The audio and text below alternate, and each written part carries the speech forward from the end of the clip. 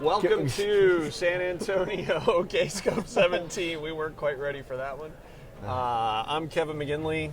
With him, as always, Stewart Bryson. And we've got our annual interview with the marvelous, incredible, amazing Dr. Mike Durran.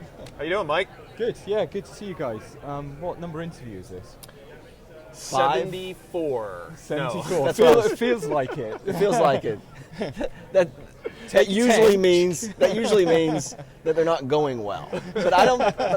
Yeah, I was feel counting that. every take. Yeah, You got the aggregate. I don't feel that. I don't feel that. Number. I feel like it feels just as fresh as the first time we did it. Give me some questions. All right.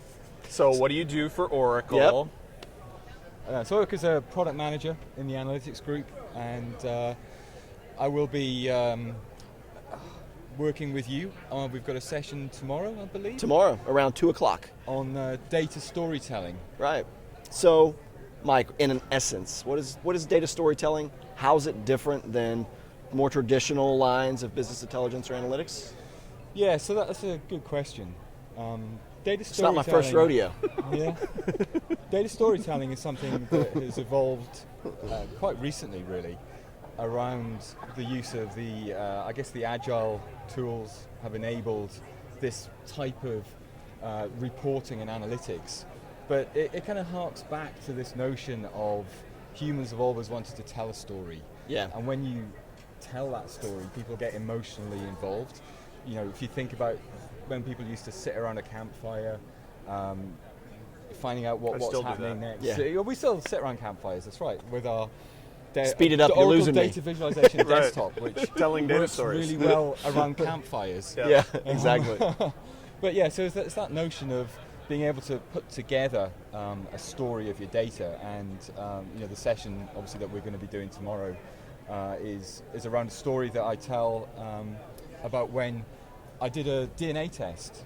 So I'm kind of interested in sports technology. I did a DNA test. It came up with some surprising results. So I thought I'd put them to the test. You're not British? So some parts of me may not be. This was around the capacity for endurance activities. And the surprising results were that I had more capacity than I thought I did. Yeah. So it's just an effort problem. Yeah. You're not living up to your capacity. Absolutely. Yeah. And then getting onto the notion of bringing the elements of visual design into your analytics and reporting, and how you can tailor the results or make subtle changes to your visualizations, which will have actually quite a big impact on what that visualization is telling you. That sounds fantastic. It seems like something we've done before. Yeah. How many times have we done that? I think we This is the next chapter, though. It is the next chapter. So in prior interviews with Mike, we've busted accused on Mike him of mailing it in. of mailing it in and doing the same presentation at K-Scope over and over again. Now you're part of this vicious cycle. He has brought me along. He told me a story. He showed you the way. He told me a story. I bought it hook, line, and sinker, and now I'm helpless. We mailed it in. Right? Yeah, exactly. So for the sake of past interviews, so if anybody's seen our past interviews, can you tell us? Go back and check it out. Yeah, go back and check it out. Look hilarious. underneath this list or Subscribe. above or to the side. Subscribe is over here. What products from Oracle have you? What products from Oracle have you scuttled recently? Anything? Moving on. Is there any death nails that you've driven lately of anything in the Oracle? Okay. They stole my hammer. Okay, good. So He's been cut off. So you have the storytelling session. Did you have any other sessions while you're here? You took place in the Sunday Symposium, is that right? Yeah, that's right. Yeah, so we had the BI Symposium yesterday, and I was presenting the ultimate guide to Oracle Cloud acronyms. Did someone else write it? They did, yeah. No. There was a joke in there. There was a joke in there. I'm sorry I cut you off. It was all my own work. Was the key to all the Offended acronyms? face. Acronyms, really? Is that what you were doing? Yeah, he had a whole bingo board of acronyms, and he kept blowing them up. Stuart, 10 seconds. How many acronyms can you think of? Go. OBIE, OBIA, ODI, OGG, OPSS. Oracle Analytics Cloud acronyms. Oh, sorry. OAC, BICS. Good. Yeah. You pass. Okay. But was it all Oracle Analytics? Yes. Acronyms? So we've got BICS, BI Cloud Service. That's our Oracle Managed Service. We've got DVCS, Lightweight Data Visualization Cloud Service.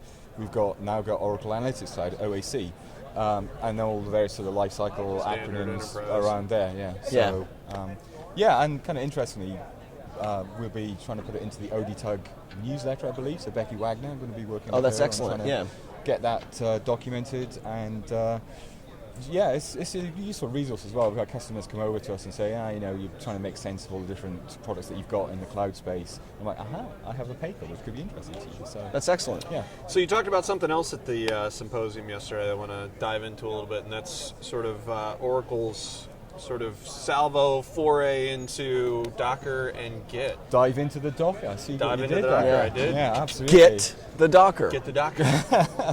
I'll just leave you two. Yeah, so that's kind We're of here all week. sell-out shows. It's kind of an interesting one. So this is something that's quite new from the Oracle Analytics perspective.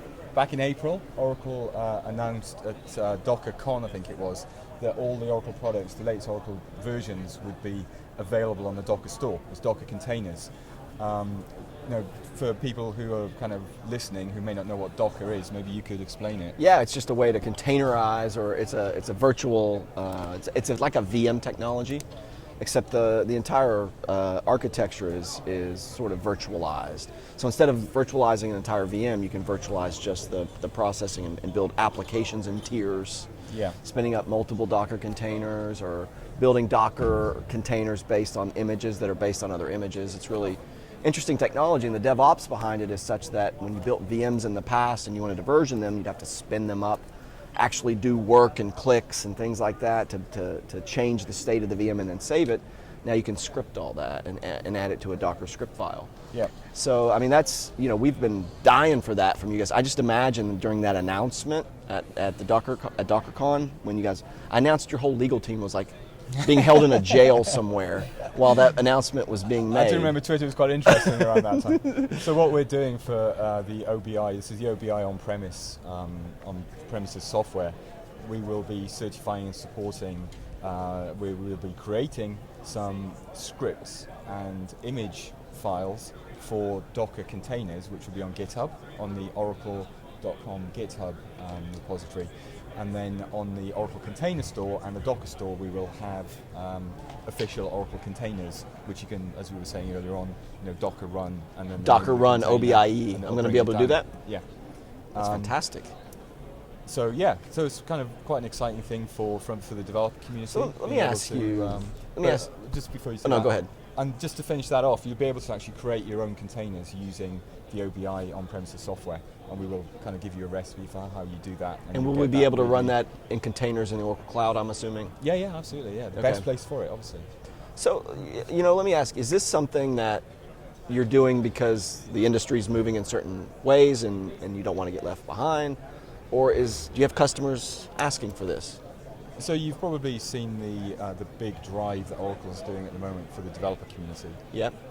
We've had Oracle Code, all those sort of things. Yeah. So there's kind of a big, trying to capture that kind of mind share of the development community with Oracle software, and it's kind of part of that kind of move. And you can't be taken seriously in startups and whatnot if your software won't run on Docker, right? Yeah, and you mentioned startups. Oracle's got quite a big program at the moment for startups with incubators around the world.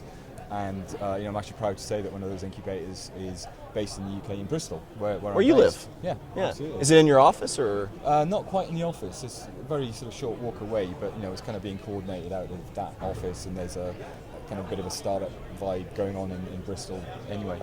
Yeah, it's a beautiful city. I've been there. It's fantastic. So, is there anything else you'd like to tell us about things going on in the OAC and OBIE? Is there any big, I won't say announcements, but any sort of news that you'd like to drop or make sure that people understand?